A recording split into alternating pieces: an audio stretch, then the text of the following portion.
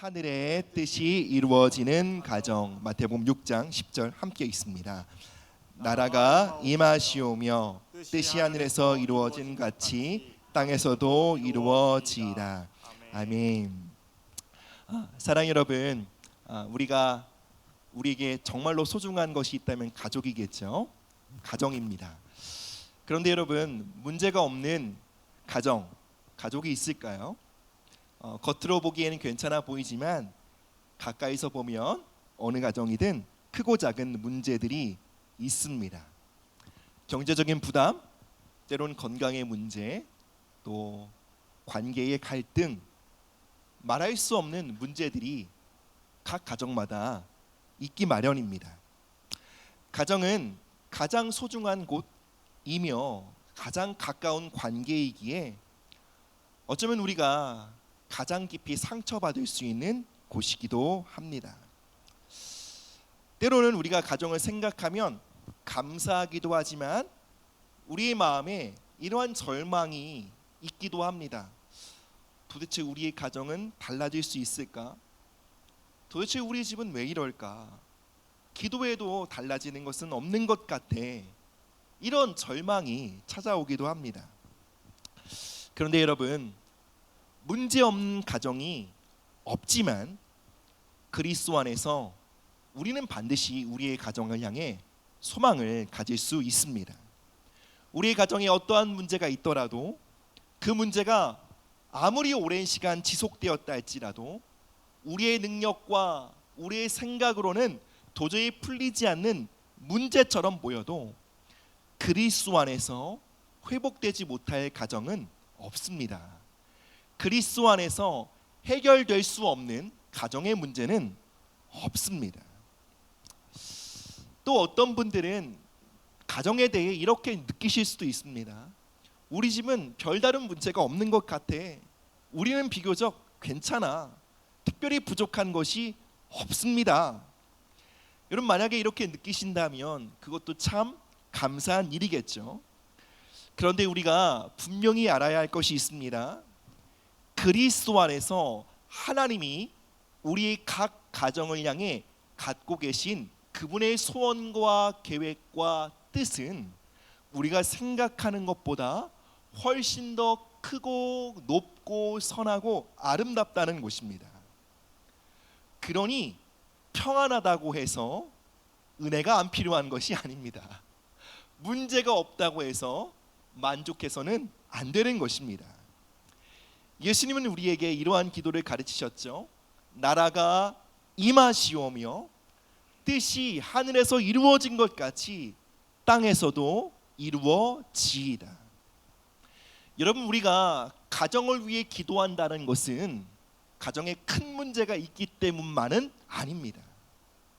우리가 가정을 위해 기도하는 가장 궁극의 이유는 우리 가정을 향한 하나님의 뜻과 계획을 알기 원하기 때문입니다.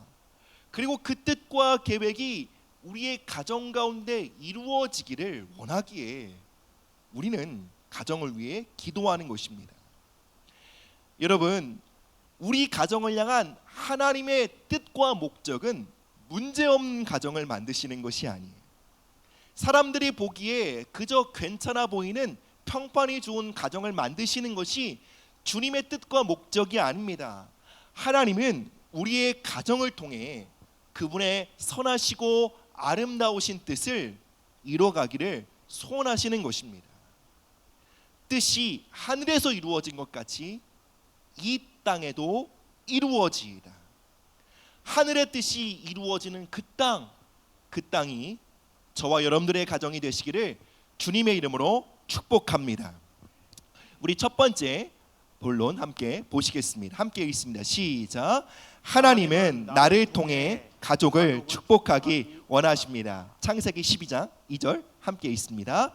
내가 너로 큰 민족을 이루고 내게 복을 주어 내 이름을 창대하게 하리니 너는 복이 될지라. 아멘. 사랑 여러분, 가정을 향한 하나님의 뜻이 이루어지기를 원하신다면 우리는 먼저 이 질문 앞에 서야 합니다. 하나님은 우리 가정에서 누구를 통해 일하시기 원하시는가입니다. 어떤 분들은 이렇게 생각하실 수 있습니다. 나는 우리 가정에서 별로 영향력이 없어. 젊고 힘 있었을 때는 자녀들이 말을 들었지만 지금은 나이가 늙어 이빨 빠질 호랑이와 같아. 부모로서 나의 권위와 영향력은 다 사라진 것 같아. 내가 말해도 가족들은 귀담아 듣지 않아. 나는 그저 이 가정의 어린 자녀일 뿐이야. 내가 이 가정을 위해서 할 수 있는 것은 별로 없어. 이렇게 느끼실 수 있습니다. 그런데 여러분, 하나님은 오늘 우리에게 말씀하십니다. 나는 너를 복으로 삼겠다. 바로 우리 모두를 통해 우리의 가정을 축복하기 원하신다는 것입니다. 우리 스스로 느끼기에 나의 영향력이 부족해 보일 수 있습니다. 내가 가족에서 가족에게 끼치는 선한 영향력이 미미한 것처럼 보일 수 있습니다. 그러나 여러분, 하나님은 저와 여러분들을 보실 때 그리스도 안에서 보십니다. 그리스도 안에서 하나님은 저와 여러분들을 가정을 향한 축복의 통로로 바라보십니다. 물론 우리의 힘과 능력으로 우리의 가정을 바꿀 수 없습니다. 나는 결코 우리 가정의 구원자가 될 수 없습니다. 우리의 가정을 구원하시며 회복시킬 수 있는 유일하신 분은 바로 예수 그리스도이십니다. 그런데 그분이 우리 안에 계신다는 것입니다. 그리고 그분이 우리와 함께 일하시기 원하신다는 것입니다. 하나님은 아브라함 한 사람을 부르셔서 이렇게 말씀하셨습니다. 너는 복이 될지라. 복의 근원, 복의 통로가 될지라고 말씀하셨습니다. 하나님은 아브라함에게 단지 너 복을 많이 받아라 라고 말씀하지 않으셨습니다. 너는 복의 통로가 되어야 한다라고 말씀하셨던 것입니다. 여러분, 하나님이 아브라함을 왜 부르셨을까요? 아브라함이 복의 통로로 사용받기에 충분히 준비된 사람이기에 그를 부르신 것일까요? 아브라함이 믿음이 좋고 성숙한 사람이기 때문에 하나님께서 아브라함을 택하시고 부르신 것일까요? 그렇지 않습니다. 아브라함의 가정은 원래 하나님을 섬기던 가정이 아니었습니다. 여호수아 24장을 보면 아브라함과 그의 조상들과 그의 가족들은 이방 땅에서 이방신을 섬기던 가문이었습니다. 아브라함은 그러한 배경 가운데 자라났던 사람이었습니다. 그런 아브라함을 하나님이 부르셨습니다. 그리고 그에게 말씀하셨습니다. 너는 복의 통로가 될 것이다. 아브라함이 어떻게 복의 통로가 될 수 있었을까요? 그것은 아브라함의 어떠함에 달려있지 않았습니다. 아브라함의 복의 통로가 될 수 있었던 것은 그를 부르신 하나님의 신실하심과 전능함에 달려있었던 것입니다. 우리도 마찬가지입니다. 우리가 우리 가정의 축복의 통로가 될 수 있는 것은 우리가 완벽하기 때문이 아닙니다. 우리가 다른 가족들보다 더 성숙하기 때문이 아닙니다. 어쩌면 우리는 더 어릴 수도 있고 더 미숙할 수도 있고 부족할 수도 있으며 연약할 수도 있습니다. 그럼에도 우리가 우리 가정을 향한 축복의 통로로 세워질 수 있는 이유는 우리 안에 그리스도가 계시기 때문입니다. 그분이 우리를 택하시고 부르셨기 때문에 그렇습니다. 그래서 사랑하는 여러분, 우리는 하나님이 그리스도 안에서 우리를 어떠한 존재로 부르고 계신지를 분명히 알아야 합니다. 여러분, 우리가 우리 가정을 향한 축복의 통로로 세워지는 일은 여기서부터 시작됩니다. 그리스도 안에서 하나님이 우리를 어떻게 부르시는지 아는 것에서 시작합니다. 바로 정체성의 회복으로부터 우리는 축복의 통로로 세워지게 되는 것입니다. 사랑 여러분, 우리는 가정 안에서 우리가 그리스도 안에서 어떠한 존재인지를 너무나 쉽게 잃어버립니다. 부모는 자녀와의 반복되는 문제 속에서 나는 무능력해, 나는 실패자야, 나는 영향력이 없어 라고 느낄 수 있습니다. 남편과 아내는 부부관계의 갈등과 어려움 속에 서로를 피해자처럼 느낄 수 있습니다. 자녀는 반복되는 부모의 기대와 통제 속에 자신을 부족한 사람으로 느낄 수 있습니다. 여러분, 우리는 가정 안에 살아가면서 가족들과의 관계 속에 서로에게 이름표를 붙입니다. 너는 부족한 사람이야. 나는 피해자야. 만만한 게 나지. 아무도 나에게 관심이 없어. 나는 이 가정에서 늘 참아야 하는 사람이야. 우린 가정에서 저마다 이러한 이름표를 달고 살아갑니다. 그러나 하나님은 그리스도 안에서 우리에게 전혀 다른 이름표를 주십니다. 너는 그리스도 예수 안에서 새로운 피조물이다. 너는 그리스도 예수 안에서 존귀한 하나님의 아들과 딸이다. 너는 그리스도 예수 안에서 약한 자가 아니다. 피해자가 아니다. 하늘의 축복을 흘려보내는 복의 통로다. 하나님은 그리스도 예수 안에서 우리에게 새로운 이름표를 주십니다. 사랑하는 여러분, 가정 안에서 내가 가진 영향력, 지위, 힘과 능력보다 훨씬 더 중요한 것은 이것입니다. 바로 하나님이 나를 그리스도 예수 안에서 어떻게 부르고 계신지를 아는 것입니다. 가족들이 내 말을 듣지 않는 것 같을지라도, 내 기도가 우리 가족들에게 별 영향이 없는 것처럼 느껴질지라도, 내가 가정에서 할 수 있는 일이 매우 작은 것처럼 느껴질지라도, 여러분, 그리스도 예수 안에서 우리의 정체성은 바뀔 수 없는 것입니다. 그리고 여러분, 우리 안에 있는 하나님의 능력과 생명은 우리가 그리스도 예수 안에서 어떠한 존재인지를 명확히 알 때 흘러갑니다. 다시요, 잘 들으세요. 우리 안에 있는 하나님의 생명과 능력은, 그리고 그 축복은 우리 열심히 애쓴다고 흘러가는 것이 아니에요. 우리가 가정 안에서 내가 그리스도 안에서 어떠한 존재인지를 믿고 의심치 않을 때 내 안에 있는 예수님이 흘러가게 되는 것입니다. 함께 선포해 볼까요? 그리스도 안에서 나는 복의 통로입니다. 아멘.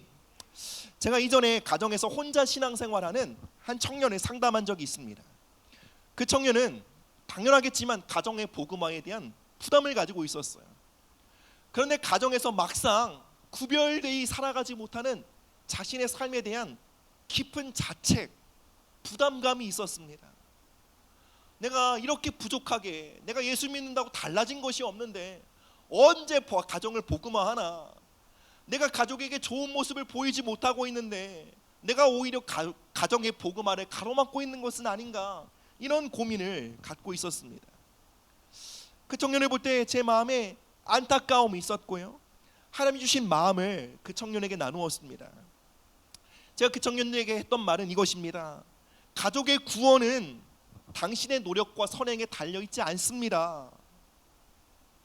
가족의 구원은 당신 안에 계신 예수님에게 달려 있습니다.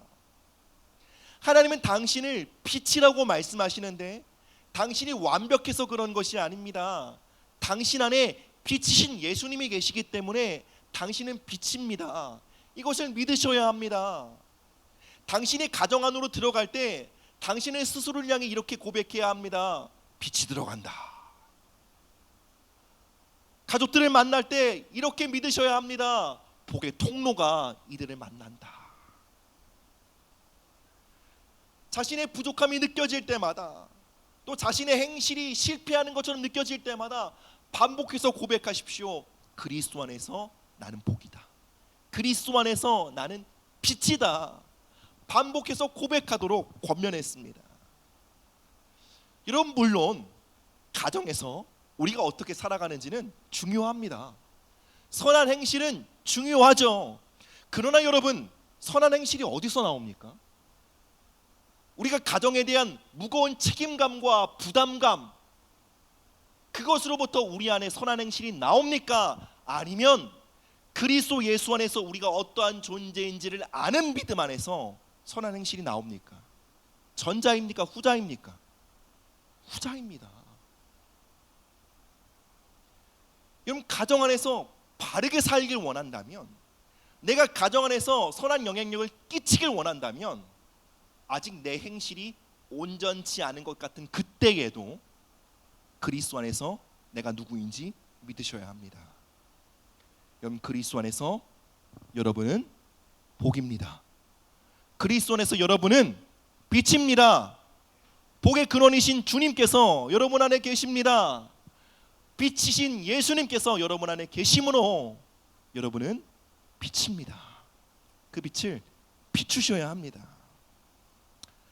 우리가 아무리 신앙생활하고 있어도요, 우리가 아무리 믿음이 있어도요, 우리가 그리스도 예수 안에서 내가 빛이고 복이라는 그 인식을 하지 못하면 여러분, 우리는 허구한 날 가정의 문제에 눌립니다. 가정의 문제에 압도되어 살아갑니다. 가정의 문제에 피해자처럼 살아갑니다. 부부관계에 냉랭함에 눌립니다. 자녀의 반항에 마음이 어렵습니다. 부모님의 고집에 또 마음이 상합니다. 재정적인 문제와 건강의 문제에 눌립니다. 집안의 오래된 분위기에 낙심하며 살아갑니다. 그러나 여러분, 하나님은 우리를 가정의 문제에 눌려 살아가는 자로 부르지 않으셨습니다. 하나님은 그리스도 예수 안에서 우리를 이렇게 말씀하십니다. 너는 복이다. 내가 너를 통해 가정의 선한 영향력을 흘려보내길 원한다. 이것이 주님이 우리를 향해 말씀하시는 바인 줄 믿으시기 바랍니다. 사랑 여러분, 가정을 향한 축복의 통로가 되길 원하십니까? 여기서부터 시작하셔야 해요. 그리스도 안에서 내가 누구인지를 붙드는 거예요. 그리스도 예수 안에서 내가 우리 가정을 향한 복의 통로임을 믿는 것입니다. 여러분, 그리스도 예수 안에서만 부모는 자녀에게 참된 복의 통로일 수 있습니다. 그리스도 예수 안에서만 우리는 남편이 아내에게, 아내가 남편에게 복을 흘려보낼 수 있는 통로가 될 수 있습니다. 그리스도 예수 안에 있는 자녀들은 가정과 부모의 삶에 거룩한 영향력을 흘려보낼 수 있는 것입니다. 나는 부족할지라도 내 안에 계신 그리스도는 부족하지 않습니다. 나는 약할지라도 내 안에 계신 예수 그리스도는 강하십니다. 우리 함께 한 번 더 선포해 보실까요? 그리스도 안에서 나는 피해자가 아닙니다. 나는 약하지 않습니다. 그리스도 안에서 나는 가정의 문제에 눌리지 않습니다. 그리스도 안에서 나는 가정을 향한 축복의 통로입니다. 아멘. 이 진리를 굳게 붙드시기를 주님의 이름으로 축복합니다. 우리 함께 다음으로 넘어가 보겠습니다. 함께 읽습니다. 시작. 가족을 향한 판단을 내려놓는 자리에서 믿음의 기도가 시작됩니다. 그럼 다시 한번 선포할게요. 시작. 가정을 향한 판단을 내려놓는 자리에서 믿음의 기도가 시작됩니다. 아멘. 창세기 17장 15절 읽습니다. 하나님이 또 아브라함에게 이르시되 내 아내 사례는 이름을 사례라 하지 말고 사라라 하라. 아멘. 아멘. 여러분, 우리가 어떻게 우리 가정을 향한 축복의 통로로서 그 하나님의 부르심에 응답할 수 있을까요? 가장 먼저 기도의 자리에 응답해야 합니다. 가정을 축복하는 사람은 가정을 위해 기도하는 사람입니다. 그런데 여러분, 가정을 위한 기도, 가족을 위한 기도가 여러분 생각보다 쉽지 않습니다. 왜 그럴까요? 우리가 사랑하지 않아서가 아닙니다. 가족에게 관심이 없어서가 아닙니다. 우린 그 누구보다 가족을 사랑하죠. 가족에게 관심이 많습니다. 그런데 우리가 가족을 위해 기도하는 것이 정말 어려운 이유는 우리가 오랜 시간 서로를 너무 오래 겪어봤고 서로를 잘 알고 있다고 생각하기 때문에 그래요. 우린 가족 관계 안에서 서로의 모습을 너무 많이 겪고 보았습니다. 배우자의 연약함을 압니다. 자녀의 성향과 습성을 압니다. 부모님의 고집을 압니다. 형제 자매의 오래된 태도를 잘 압니다. 반복해서 보았던 모습들이 있습니다. 반복적으로 받았던 실망이 있습니다. 기대했다가 무너졌던 경험이 있습니다. 바뀌는 듯 했다가 다시 원래대로 돌아오는 가족들을 경험했던 시간들이 있습니다. 그래서 가족들을 위해서 기도하려고 하면 순전한 믿음으로 기도하는 것이 어려워요. 기도의 자리에서 나의 상처가 올라와요. 기도의 자리에서 나의 실망이 나를 지배합니다.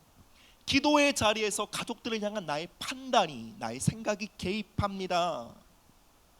여러분, 가족을 위해 기도하는 우리의 기도의 자리에는 믿음만 개입하고 있지 않습니다.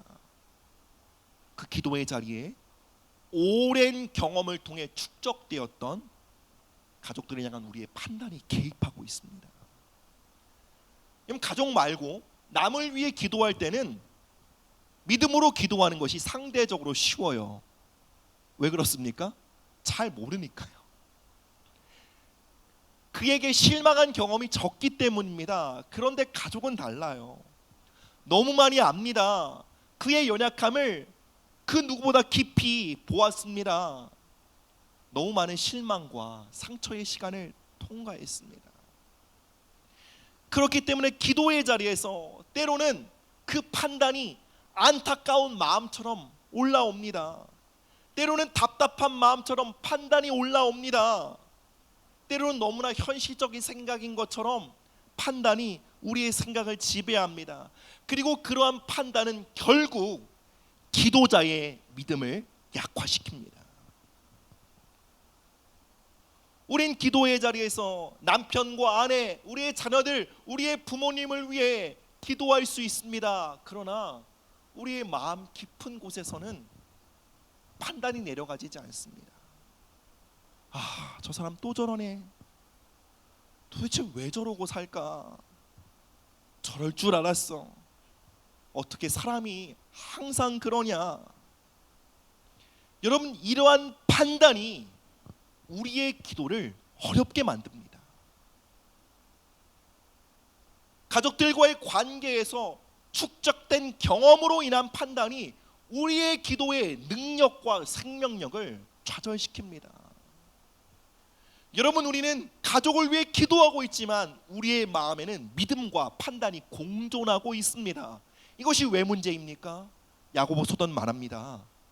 두 마음으로 기도하는 자는 주께 응답받을 길이 없다. 믿음도 있고 판단하는 마음도 있으면 응답이 안 된다는 거예요. 여러분, 우리가 가정을 위해 기도하는 우리의 기도가 자꾸 막히고요, 가족을 위한 우리의 애타는 기도에 응답이 지연되는 이유는 가족들의 문제가 너무 크고 오래됐기 때문이 아니에요. 여러분, 우리에게나 큰 문제지 하나님께는 크거나 작거나 별 차이가 없어요. 지금 전능하신 분이십니다. 여러분, 우리의 기도의 가장 큰 장애는 가족들을 향한 뿌리 깊은 판단이에요. 바로 그 판단이 우리의 믿음을 꺾어버리고요, 그 믿음이 기도의 응답을 지연시키는 것입니다.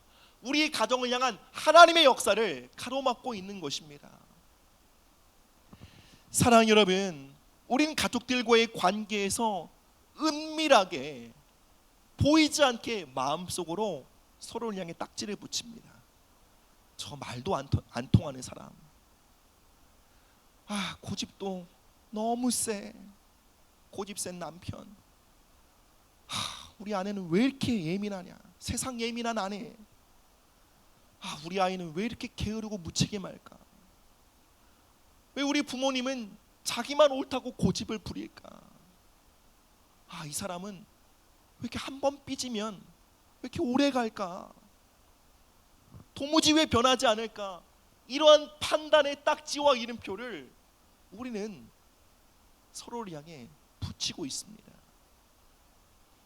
사랑 여러분, 가족들을 향한 우리의 기도는 반드시 여기서 시작해야 합니다. 우리가 가족들과의 경험 속에, 관계 속에 서로를 향해 은밀하게 판단하고 붙여왔던 그 이름표를 주님 앞에 내려놓고 찢는 것으로부터 진정한 믿음의 기도, 응답되는 기도가 시작되는 것입니다. 그 이름표가 너무 팩트고 너무 사실이고 너무 현실처럼 느껴질 수 있습니다. 나의 수년의 경험이 나의 남편을 이런 사람이라고 말하게 합니다. 나의 아내를 이런 사람으로 바라보게 합니다. 자녀들과의 관계에서 반복되는 이 문제들이 나의 자녀를 이러한 사람이라고 말하게 만듭니다. 그러나 여러분, 우리의 가정이 주님을 섬긴다는 뜻이 무엇입니까? 가정을 향한 최종 결정권자가 주님이란 뜻입니다. 이제 가족들을 나의 상처가 결정할 수 없는 거예요. 이제 가족들을 나의 판단과 나의 경험이 정의할 수 없는 거예요. 우리 가정이 주님을 섬긴다고 한다는 것은 이제 우리 가족을 오직 주님만이 정의하실 수 있다는 것입니다. 우리가 아까 전에 아브라함의 이야기를 읽었죠. 창세기 17장의 이야기입니다. 하나님은 아브라함의 가정에 새로운 이름을 주셨어요. 아브라함에게는 아브라함이란 이름, 그리고 사레에게는 사라라는 이름을 주셨습니다. 아브라함의 뜻이 뭐죠? 많은 민족의 아버지. 사라는 열국의 어미라는 뜻입니다. 이 새로운 이름을 받았을 때 아브라함의 나이가 무려 99세, 한나는 89세입니다. 여러분, 아브라함과 사라가 몇 년 동안 부부 생활했을까요? 그건 성경에 나오진 않지만 둘의 관계가 이복 남매였대요. 즉 아버지는 같지만 엄마가 다른 거예요. 그러니 아주 오랜 시간 알고 지냈을 거예요. 적어도 80년 이상 서로를 알고 지낸 거예요. 그 80년 동안 서로를 알고 경험하면서 아브라함과 사라 안에는 서로를 향한 자연스러운 판단이 있었을 거예요. 그런데 하나님이 아브라함과 사라에게 말씀하신 거예요. 80년 동안 서로를 불러왔던 그 이름과 판단을 내려놓으라. 너의 경험에 기초하여 남편을, 아내를 말하기를 그치고 이제 내가 너에게 주는 그 이름으로 서로를 불러라. 아직 아브라함의 가정에 현실이 바뀌지 않았습니다. 상대방이 변한 것이 없습니다. 그러나 하나님은 아브라함의 가정에 새 일을 시작하시기 위해, 그 가정 가운데 역사하시기 위해 먼저 서로가 새로운 이름으로 서로를 부르도록 하셨습니다. 사랑 여러분, 가족을 향한 믿음의 기도는 여기서 시작합니다. 내가 붙여왔던 이름표를 내려놓고 하나님이 주시는 새로운 이름으로 가족들을 바라보는 자리, 바로 그 자리에서 능력 있는 기도가 시작됩니다. 바로 그 자리에서 하나님이 응답하실 수 있는 기도가 시작되는 것입니다. 따라서 우리는 이렇게 기도해야 합니다. 하나님, 오랜 시간 제가 가족들에게 붙여왔던 이름표를 회개합니다. 주님, 저에게 우리의 가족들을 새롭게 불러야 할 이름을 가르쳐 주옵소서. 이제 주님께서 부르시는데도 저도 저의 가족을 부르게 하옵소서. 사랑 여러분, 기억하세요. 하나님은 여러분의 기도를 통해 여러분의 가정을 축복하길 원하세요. 여러분의 기도는 약하지 않습니다. 가정을 향한 여러분의 기도는 능력 있는 축복의 통로입니다. 근데 그 기도가 제 역할을 하기 위해서 먼저 회개하셔야 돼요. 가족들을 향한 은밀한 판단, 그 이름표를 내려놓고 가족들을 새로운 이름으로 부르셔야 합니다. 가족들을 향한 새로운 이름과 선포가 여러분들의 마음과 입술에서 시작되기를 주님의 이름으로 축복합니다. 우리 함께 마지막 말씀 함께 보시겠습니다. 세 번째입니다. 시작. 가정은 복이 흘러가는 통로입니다. 창세기 12장 2절 3절 합독합니다. 내가 너로 큰 민족을 이루고 내게 복을 주어 내 이름을 창대하게 하리니 너는 복이 될지라. 너를 축복하는 자에게는 내가 복을 내리고 너를 저주하는 자에게는 내가 저주하리니 땅의 모든 족속이 너로 말미암아 복을 얻을 것이라 하신지라. 아멘. 아멘. 여러분, 하나님이 저와 여러분들의 가정을 축복하시는 이유는 단지 우리의 가정의 행복과 안녕과 평안만을 위한 것이 아님을 반드시 기억해야 합니다. 하나님은 우리의 가정을 축복하시되 그분의 뜻과 소원은 거기에 멈추지 않습니다. 하나님은 우리 가정에 복을 주심으로 다른 가정을 축복하길 원하십니다. 하나님은 우리의 가정을 통해 이웃에게 선한 영향력을 끼치길 원하십니다. 하나님은 우리의 가정을 통해 이 땅의 다음 세대가 하나님의 선하심을 보기를 원하십니다. 우리가 방금 읽었던 아브라함에게 주신 약속이 바로 이것입니다. 땅의 모든 족속이 너로 말미암아 복을 받게 될 것이다. 여러분, 하나님의 복은 흘러가는 복입니다. 여러분, 하나님의 복의 신비가 뭔 줄 아세요? 흘러갈수록 충만해진다는 것입니다. 하나님의 복은 흘러갈수록 거룩해집니다. 하나님의 복은 우리가 흘려보낼수록 더욱 우리를 살리는 은혜, 능력이 되는 것입니다. 반대로 하나님의 복은 움켜질수록 작아집니다. 하나님의 복은 우리의 가정을 위한 것으로 우리가 움켜쥐려고 할 때 여러분, 그 복은 낭비되게 되는 것입니다. 여러분, 우리 스스로 우리 각자의 삶을 향해 또는 우리 가정의 형편을 향해 이렇게 생각할 수 있습니다. 아니, 우리도 부족한데 지금 누구를 축복할 수 있겠어? 아니, 지금 우리의 가정에도 문제가 산적한데 어떻게 다른 가정을 돌볼 수 있겠어? 우리 가정에 너무나 많은 회복이 필요한데 우리가 어떻게 이웃을 위해 기도할 수 있겠어?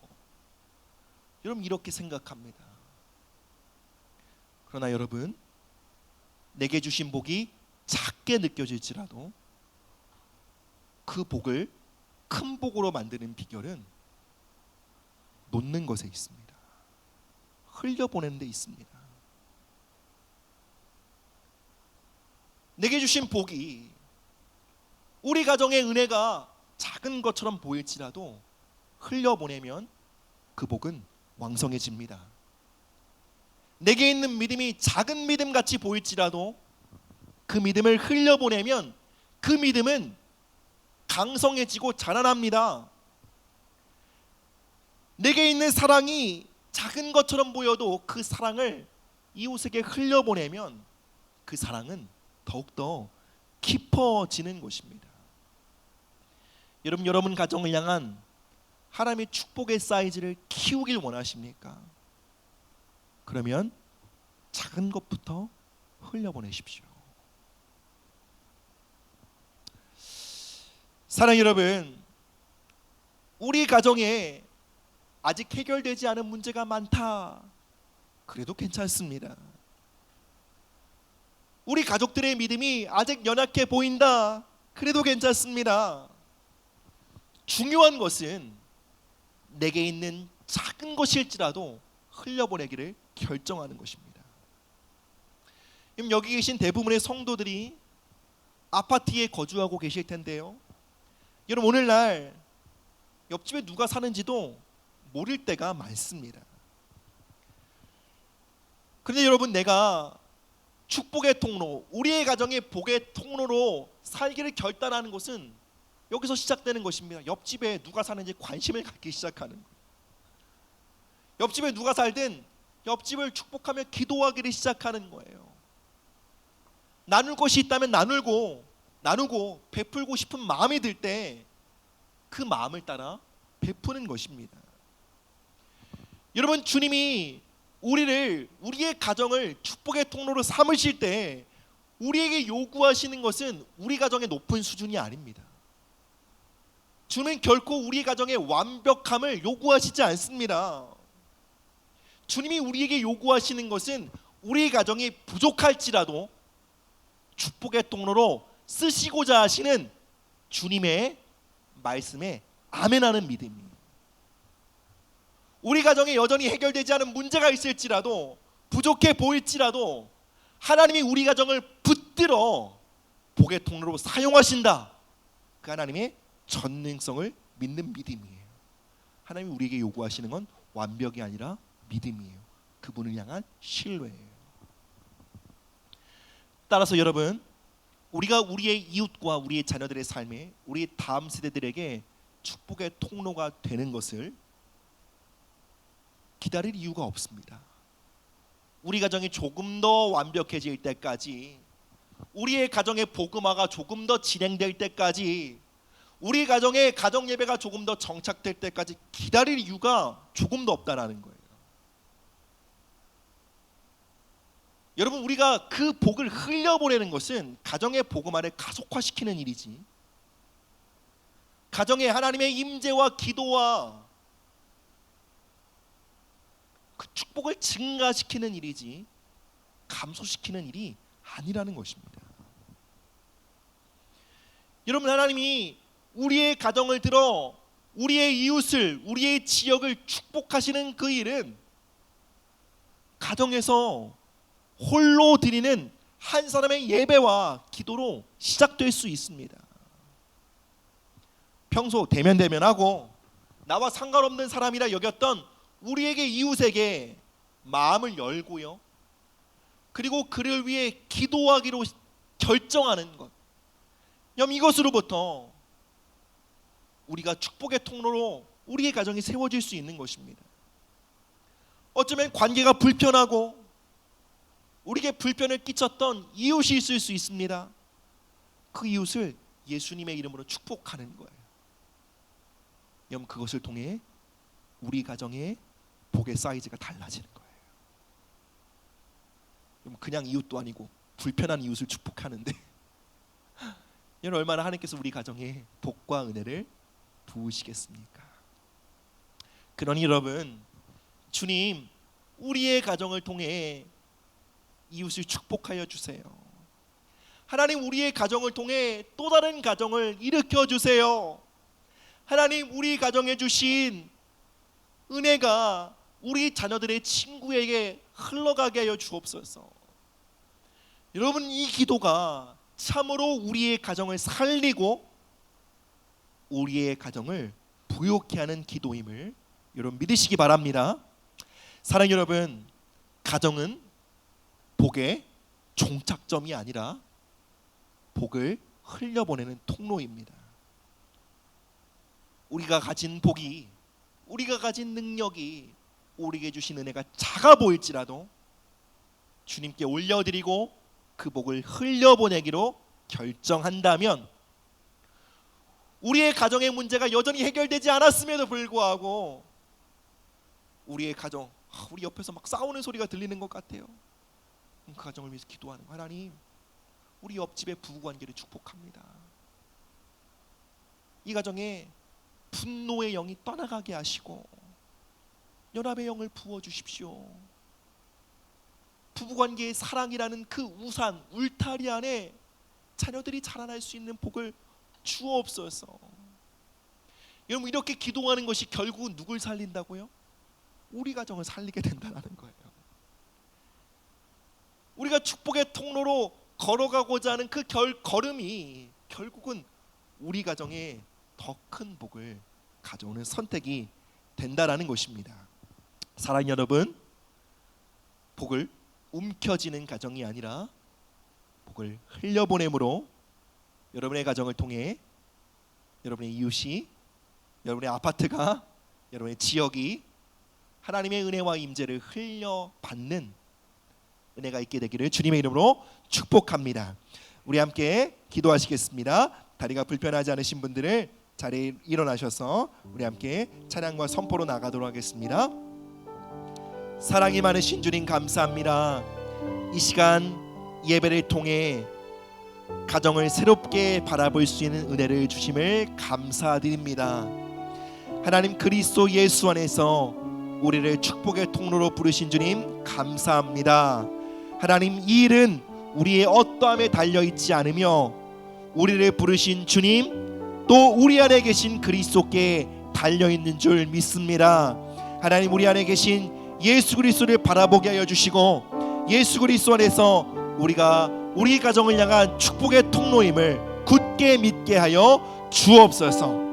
하나님 이 시간 우리가 가족들을 향해 은밀하게 붙여왔던 그 이름표를 주님 앞에 회개합니다.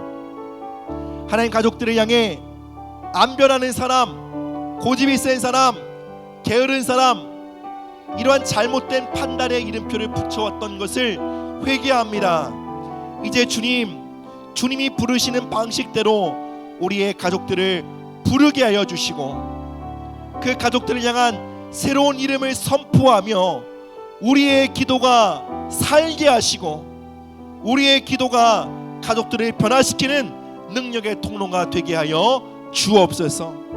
또 하나님 기도합니다. 우리의 가정이 복을 움켜쥐는 가정이 아니라 하나님께서 우리에게 주신 복을 흘려보내는 축복의 통로가 되게 하여 주옵소서.